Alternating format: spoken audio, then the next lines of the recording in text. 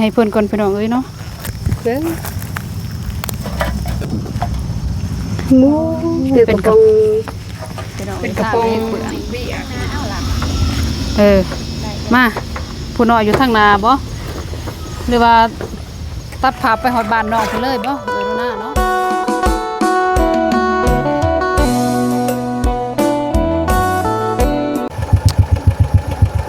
ว้าดูหน้าคือน้องสุดารัตน์เด้แม่นบ่คือน้องสุดารัตน์เนาะเพิ่นเฮ็ดหยังดีพี่น้องเอ้ยเนาะโดยเพราะว่าเช้านิดกับดูหน้าขี่รถมาพี่น้องเอ้ยเนาะมาแต่ถ่ายคลิปพุ่นละทางบ้านนั่นก็เลยมาเจอคือน้องสุดารัตน์ไปขี่โดยคือเฮ็ดน้องเพิ่นเฮ็ดอีหยังเกี่ยวกับป้องบ่ดูหน้าไปขี่เข้าไปไกลๆกันเนาะพี่น้องเอ้ย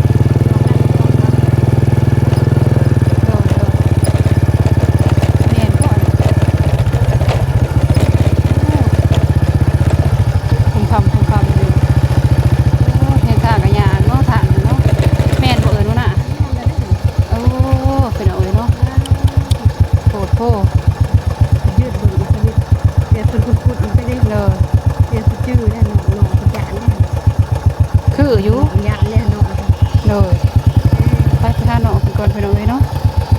หมดรถก่อนบัดนึงเมียนอีลีบ่นู่นน่ะเมียนเลยไปหาเพิ่นก่อนไปหน่อยเนาะเพิ่นเฮ็ดอีจักอันน่ะโอ้เฮ็ดหยังอันนั้นน้องสุดารัตน์โอ้สบายดีเด้อหลาเด้อสบายดีพี่น้องเอ้ยเก็บอีหยังเก็บเล็กเก็บกระป๋องอีหยังนี่บ่โอ้เบิ่งเอาไม้ให้เพิ่นก่อนพี่น้องเอ้ยเนาะเบิ่งหมูเป็นกระป๋องเบียร์พี่น้องเอ้ยกระป๋องน้ำเนาะมาหาเราเก็บกับน้องนี่บ่โดยโอ้จนซ้ำนี้ก็มาเก็บพี่น้องเอ้ยเนาะเจ้า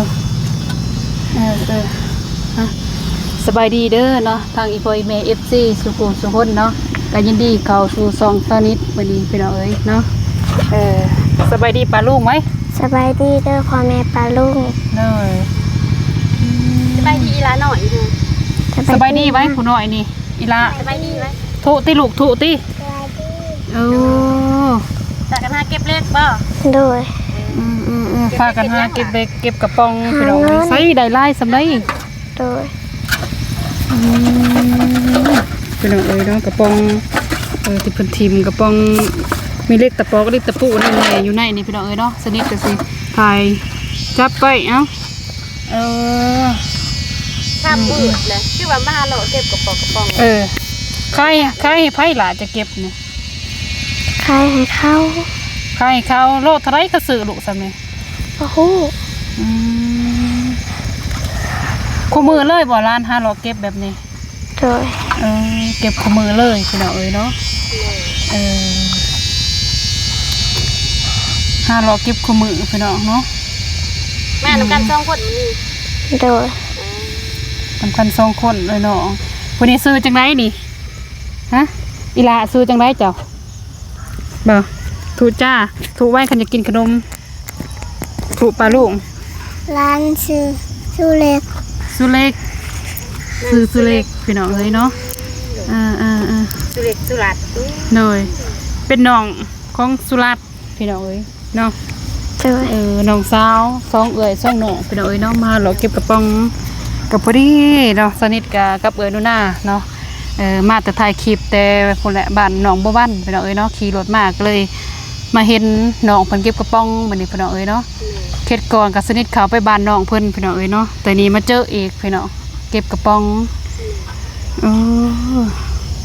โลดจะได้เพิ่นซื้อหับซื้อนี่ฮู้อยู่บ่ล่ะบ่โดยคล้ายๆให้น้องเก็บเป็นย่าคล้ายให้พี่น้องเอ้ยเนาะเด็กน้อยสันวิตลอนเก็บกระป๋องอยู่ได้ยังบ่อยู่เนาะโดยเราเก็บคู่มือเลยพี่น้องเอ้ยเนาะมือนึงในร้านใดจักพันคันว่าคายให้เพิ่นผู้มาซื้อ ได้อีบ่จักพัน ได้ กว่า10,000 ฮอด ฮอดสำใด ฮอด10,000 10,000 โดย 10,000พี่น้องเอ้ยเนาะ ก็สงสารน้องเพิ่นดีๆพี่น้องเอ้ยเนาะสนิทมาเพาะมาเจอเพิ่นเลยร้านหาเก็บกระป๋องนี่ร้านอยากได้เงินไปซื้ออิหยัง ไปซื้อแนวกิน ไปซื้อแนวกิน โดย โอ้พี่น้องเอ้ยเนาะร้านคือว่าไปซื้อแนวกินพ่อแม่ไปไทยเด้สันบ่ได้เอาเงินมาให้บ่สันหึได้บ่ ได้ แต่บ่พอกินนั่นบ่ โดย แต่บ่พอสิซื้อแนวกินแนวอยู่เนาะ โดย เพราะว่าเขาวก็บ่มีพี่น้องเอ้ยเนาะที่ว่าสนิทไปกะบ้านน้องเพิ่นข้าวกินก็บ่มียังพาน้องเก็บกระโปะกระป๋องมาอีกพี่น้องเอ้ยเนาะหาซื้อหาขายให้ทั้งแบบเพิ่นผู้รับซื้อนั่นน่ะพี่น้องเอ้ยเนาะก็บ่ฮู้ว่าสิโลเท่าใดเนาะอยู่บ้านเฮาเขาขายเนาะ โดย อยู่เขตนอกพี่น้องเอ้ยเนาะบางทีก็สิมีคนลาวแน่เลาะซื้อเก็บบางทีก็สิมีคนเวียดแน่มักเลาะซื้อเก็บกระป๋องพี่น้องเอ้ยเนาะแต่แม่ไปไทยนี่เก็บเลยบ่กระป๋องนี่ เก็บ พี่น้องเอ้ยเนาะเฮ็ดกระบะไปลีโลมาทุกครั้งกับพาน้องมานํเลยบ่ บางทีได้มาบางทีบ่ได้มา บางทีก็ได้มาบางทีก็บ่ได้มาเนาะแต่มื้อนี้เจอเพิ่นพี่น้องเอ้ยเนาะ มีสิแม่นค่ำบ่จังมานํกับน้อง โดย เฮ็ดกระบะพี่น้องเอ้ยจักสิเฮ็ดจังไดพี่น้องเนาะสนิทก็ได้สงสารน้องเพิ่นอีหลีเนาะเก็บกระโปะกระป๋องพี่น้องเอ้ยเนาะก็เพื่อสิได้เนาะเอ้ยเนาะน่ะเพื่อสิได้พี่น้องเอ้ยเนาะแต่ละสินแต่ละบาทก็บ่แม่นของคอยพี่น้องเอ้ยเนาะสงสารน้องเพิ่นเด้พี่น้องเอ้ยเนาะก็บ่ฮู้ว่าสนิทสิซอยได้จังไดพี่น้องเอ้ยพ่อแม่ไปไทยเนาะคันสิว่าแล้วก็ขาดความอบอุ่นอีกก็แม่นเนาะน่ะคันสิว่าแล้วก็ความจนนี่แหละพาให้ทางน้องเพิ่นดินรนพี่น้องเอ้ยเนาะ10 ปีเนาะดินรนหาเงินทั้งที่พ่อแม่ก็ไปหาเงินอยู่ทางประเทศเพื่อนบ้านพี่น้องเอ้ยเนาะแต่ก็บ่สิแม่นทางนั้นก็คือสิได้งานบ่ดีบ่อีหยังประมาณนี้บ่ล่ะเนาะ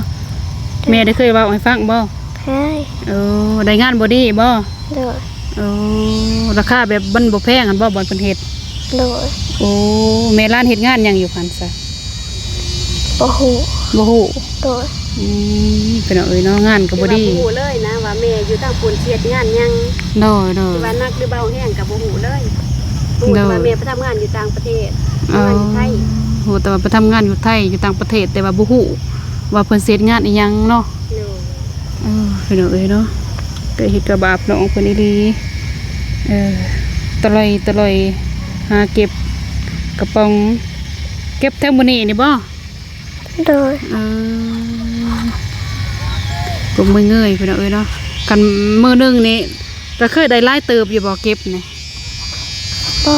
บ่ โดย ได้มื้อละจักกิโล บ่ฮู้ เท่าแต่ว่าได้มื้อละ3-4 ขวดแล้วก็ไปห่มไว้อีกบ่ โดย แล้วก็มาขายบัดเดียวเนาะ โดย พี่น้องเอ้ยตลอนเก็บเลยแถวเขตเส้นทางหมู่บ้านและพี่น้องเอ้ยเนาะที่ว่าเพิ่นกินเพิ่นแกงเพิ่นถิ่มไปแถวมื้อนี้น้องเพิ่นก็หาเลาะเก็บพี่น้องเอ้ยเนาะพอได้ซื้ออยู่ซื้อกินน้องเพิ่นว่าพอได้ซื้อขนมข้าวต้มเนาะแม่ไปทางฝั่งไทยก็คือที่น้องเพิ่นเว้าอะไรในคลิปก่อนสนิทก็เนาะฝากมากก็บ่พอกินพอใส่นี่แหละก็เฮ็ดให้ทั้งเพิ่นก็ลำบากขาดความอบอุ่นนำเนาะแล้วก็พ่อแม่ก็ไปกันว่าแล้วก็คัดสิเว้าซับอย่างนึงก็แบบทิมลูกป้าไว้อยู่บ้านเนาะนู่นน่ะพ่อแม่ ความลำบากอยู่เลย เลยพ่อแม่ก็ไปหาทางฝุ่นหาเงินหาคำทางประเทศเพื่อนบ้านพี่น้องเนาะไปย้อนความลำบากนั่นแหละคันสิว่าก็ได้เพิ่นก็บ่อยากทิมลูกทิมเต่าดอกพี่น้องเนาะแต่ว่าไปเฮ็ดอยู่พุ่นแหละคือสิแม่นงานบ่ดีเนาะงานบ่ดีอยากมาก็มาบ่ได้บ่มีเงินแม่นแต่ว่า ก็ว่าทางน้องว่าเพิ่นก็บ่สบายเลยดิ เลย ค่าใช้จ่ายนู่นนี่นั่นทางไหนได้ แม่น้องบ่สบายนำอีกบ่ โดย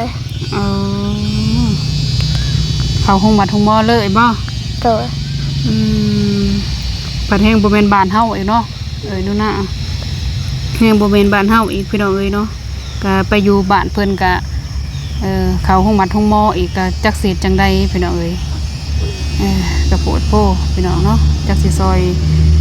เพิ่นจังใดสิเลี้ยงสิบจังใด ความฟันน้องเพิ่นหาเก็บกระโปงกระป๋องก็เพื่อซื้ออยู่ซื้อกินพี่น้องเอ้ยก็สงสารน้องเพิ่นอีหลีพี่น้องเนาะคำมื้อแล้วได้นี่ก็ได้จนสิคำสิมื้อแล้วโดนบ่ล้านมาหาเราเก็บแถวนี่ รถ ดนดูนะพ่อแม่พี่น้องเอ้ยจักสิเฮ็ดจังใดเนาะได้ก็บ่หลายมื้อนี้เก็บแล้วก็ไปโฮมกันไว้ความหมายน้องเพิ่นว่าพี่น้องเนาะเก็บ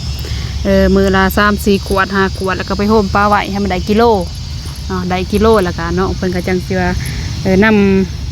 ำเอาไปขายเนาะโดยนำเอาไปขายพี่น้องเอ้ยได้ประมาณ10-20,000ก็สิซื้ออยู่ซื้อกินนี่แหละพี่น้องเอ้ยเนาะเพราะว่าเพิ่นก็จักสิว่าจังไดพี่น้องเนาะจักสิซอยเรือเนาะเพิ่นจังไดเมื่อบ่น่ะสาวสิไปส่งเนาะค่ำมื้อแล้วพี่น้องเอ้ยเนาะนี่ก็เอื้อยนูนากับสนิทขี่มาเนาะก็เห็นเพิ่นตามทางเห็นกำๆเงยๆอยู่ก็บ่คิดว่าสิเป็นน้องสุดารัตน์พี่น้องเอ้ยเนาะก็บ่คิดว่าสิเป็นน้องเพิ่นได้มื้อนี้เนาะก็บังเอิญเนาะอีต้นมากับน้องอีกนี่น้องน้อยนี่อายุจักปีนี่คนนี้ละฮะอายุจักปีละ3 ปี3 ปีพี่น้องเอ้ยเนาะร้านเฮียนห้องได้บ่3เฮียนป.3อนุบาล3บ่อนุบาลเอ้ยว่าอนุบาลพี่น้องเอ้ยเนาะพี่น้องเอ้ยเนาะก็มากับน้องก็เป็นตาแพงน้องเพิ่นก็พี่น้องเอ้ยเนาะสองสาวคันสิว่าก็ได้มีแต่ผู้หญิงเนาะบ่มีอ้ายมีทั้ง2 คนอยู่กับยายพี่น้องเอ้ยเนาะ5นี่มาพร5เลาะเก็บกระโปงกระป๋องนี่พี่น้องเอ้ยไปน้าสาวสิไปส่งขี่บ่รถน้าสาวขี่บ่ขี่บ่ทางมันมืนได้เด้อขี่ได้บ่ได้ไปน้าสาวสิไปส่งกันว่าบ่ขี่กันสาวสิย่างไปส่งและจะอยู่ไสแล้วพี่น้องเอ้ยเนาะไปใกล้เติบบ่ย่างฮอดเฮือนก็ได้ใกล้แล้วเนาะยางหดเหือนคนเป็นอะไรเนาะไปน้าสาวจะไปส่งเด้อดูหน้าอัดทางถ่ายดูแลบัดนี้พี่น้องเนาะสนิทเป็นคนขับบัดนี้โอ้พี่น้องทางก็แห้งเปื่อนมาผู้น้อยอยู่ทางนาบ่หรือว่า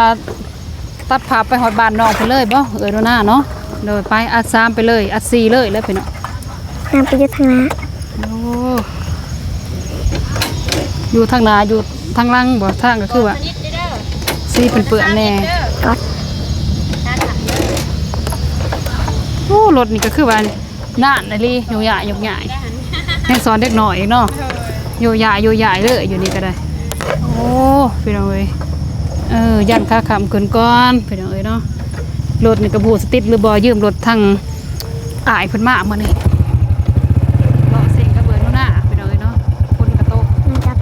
ไปก่อนนะสาวไว้แน่นเด้อไปเมื่อส่งบ้านเมื่อส่งเฮือนก่อนพี่น้องเอ้ยเนาะเจอตามทางพาน้องเก็บละพืชเลยพี่น้องเอ้ยเนาะรถนี่ก็มา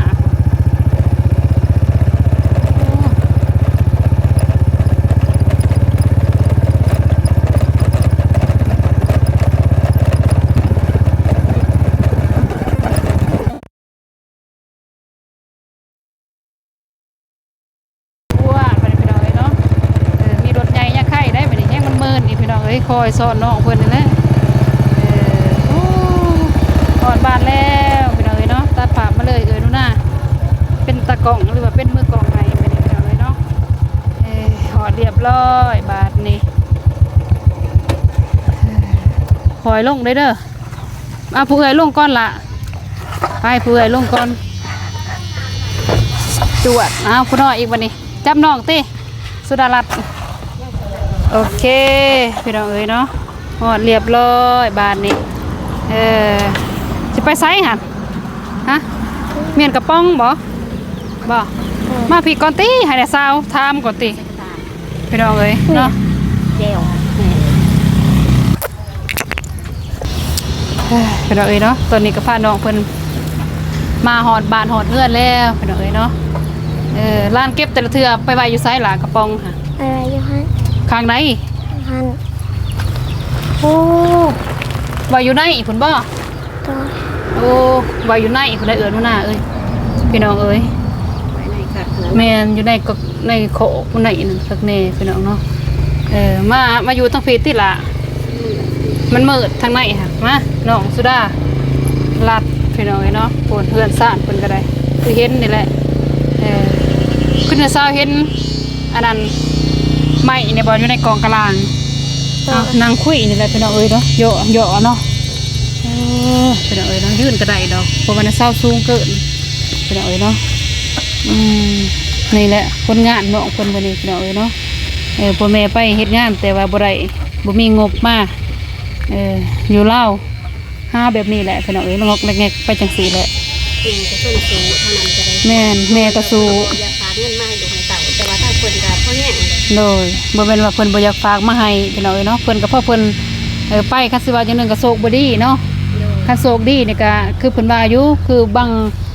FC เพิ่นก็ว่าเนาะพ่อแม่ไปหาเงินอยู่ฝั่งไทยคือว่าบ่ได้เงินได้ค้ำมาเนาะถ้าว่ามีโอกาสหรือว่ามีบุญก็คันว่าโชคคือเพิ่นก็ผู้อื่นก็สิมีโอกาสเนาะฝากมาให้พี่น้องอันนี้ก็เพิ่นฝากมาแต่บ่เพียงพอเนาะทำงานอยู่แต่ว่าคืองานแบบว่างานบ่เดินเนาะงานบ่ดีนี่แม่นงานบ่ดีพี่น้องเนาะก็เลยว่าทางน้องๆเพิ่นทางนี้เนี่ยก็สู้ทุกข์ไปอีกเนาะให้ผู้น้อยตอนนี้ให้ผู้ไต่ต้นพี่น้องเอ้ยได้กระโปะกระปองมาอีกเลยคือว่าแอมเมิดอีกครั้งนี่กันละมันหัวพ้นลมแห้งเนาะอย่างน้อยก็ได้สำแผ่นเรียบก็ยังดีได้พี่น้องเลยเนาะเพราะว่าน้องเพิ่นอยู่ได้ส่วนนี่กับเพิ่นพลอยลงเลยอยู่เนาะดูนะถ้าว่าได้แผ่นเรียบใส่ด้านนี้นี่ก็คือสิโอเคพี่น้องเนาะแบบต่อเติมให้น้องเพิ่นนะส่วงยามฝนเนาะคันว่าเฮาสิมากับมันย่ำฝนแต่นะมันก็สิยากนะเพียงแต่ว่าต่อเติมด้านข้างด้านนี้ก็คือสิได้พี่น้องเนาะยางบ่ได้ก็ได้ยางว่าสิบ่มีอีหลีดอเนาะดูนะนี่ก็เฮ็ดกระบาบพี่น้องเอ้ยพี่โพเอาพอบัดมาแอมจักมื้อได้ลมสิพัดลงนั่นล่ะเนาะพี่น้องเนาะก็สงสารเด็กน้อยเพิ่นน้อยๆสำนี้ก็สู้ส้นกันว่าแล้วก็สู้ดินร่นเพื่อความอยู่รอดนี่แหละทางบ้านเฮาพี่น้องเนาะสามีก็ถือว่าในนี่แหละเก็บกระโปะกระปองไปหาซื้ออยู่ซื้อกินอยู่นำกันกับย่าพี่น้องเนาะร้าน2คนอยู่กับย่าพี่น้องเนาะพ่อแม่นี่ไปไทยเนาะแต่ว่าบ่ได้มีเงินนะฝากมาให้ลูกฝากมากก็บ่หลายน่ะประมาณคือน้องเพิ่นว่าเนี่ยคันแตกเป็นเงินลาวเฮาก็เพิ่นฝากมาถึง500กว่าบาทบ่เพิ่นว่าถ้าว่าแตกเป็นเงินลาวเฮาก็ประมาณอยู่ถืออยู่ประมาณ300,000เนาะ300,000ป้ายพี่น้องเนาะข้าวกระสอบ1 600,000 700,000แหละเพิ่นขายพี่น้องเนาะเนื้อนี่ก็เนื้อคันว่าเนื้อหมูนี่ก็โลนึง90,000หรือว่าอีกตามท้องตลาดเนาะ95บ่95,000พี่น้องเนาะถ้าเป็นเงินไทยสนิทบ่เป็นสิเว้าพี่น้องแต่สนิทก็บ่ค่อยฮู้เงินไทยปานใดเนาะฮู้แต่ว่าเงินกีบลาวเฮาเนาะโลนึง95,000ถ้าเป็นเนื้อหมูป้าก็โลนึงประมาณโดยประมาณ60,000ต่อกิโลเนื้อป้าคือพี่น้องเนาะเป็นแต่ไข่แต่ยังประเภทจำพวกมีทั้งประมาณนี้เหยียบหลักแสนขึ้นไปถ้าเป็นแก๊สพี่น้องเนาะน้องเพิ่นมาคือใส่ว่าน้องเพิ่นนี่ได้มื้อละ 10,000พี่น้องเนาะโชคดีได้มื้อละ 10,000โชคดีได้จะได้ว่า 10,000ซ่าแล้วน่ะได้ยินเพิ่นว่าเราซื้อเลขเพิ่นว่านี่โลนึงบางครั้ง 3,000 บ่เอ้ยเป็นไล่เอ็ดแบบเป็นโยมนี่ 5,000 พี่น้องเนาะถ้าเป็นโยมนี่ 5,000 บ่เป็นโยมนี่ 5,000ก็อีกตามราคาขึ้นราคาลงอีได้เล็กก็ได้ช่วงแรงโลนึงแน่เบิ่งปลาลูกเพิ่นติลูกแน่เบิ่งปลาลูกเพิ่นไว้ลูกไว้บ่หันหลังใส่กล่องเด้อลูกเด้อแน่เบิ่งปลาลูกเพิ่นเด้อลูกเด้อร้านอยากกินหยังกับข้าวฮะโอ้น่ะซาวบ่ได้กินบ่แฮ่เบิ่งกินซีร้านอยากกินเนื้อซีดเลยนอกจากเนื้อซีดร้านอยากกินข้าวกับหยังกินข้าวกับมีเดี๋ยวเนาะเขากินดิร้านมีแล้วบ่ล่ะมีฮะยัง ย่างโอ้ย่างพี่น้องเอ้ยเนาะร้านอยากได้ลายบ่ขาวอยากได้บ่ขาว เก็บได้ ร้านอยากได้ลายสำใดขาวอยากได้ลายบ่ โดย อยากได้ลายสำใดลูกฮะลายสำใดร้านอยากได้ ร้านลายซ้ำ สำซอบหนึ่งบ่ โดย โอ้ลายสำซอบหนึ่งพี่น้องเอ้ยเนาะลายสำซอบหนึ่งพี่น้องเนาะพี่น้องเอ้ยจักสิจะได้เห็นกระบะพี่น้องเอ้ยเนาะถ่ายเด็กน้อยลายกะยัน AI เพิ่นจับพี่น้องเอ้ยเนาะกะสนิทกะกะบ่ได้มีหยังลายดอกพี่น้องเนาะกะสิให้ทางร้านหน่อยเพิ่นเป็นน้ำจิตน้ำใจเล็กๆน้อยๆนี่แหละเพราะว่าสนิทเองก็บ่ได้ซื้อหยังพี่น้องเนาะเพราะว่า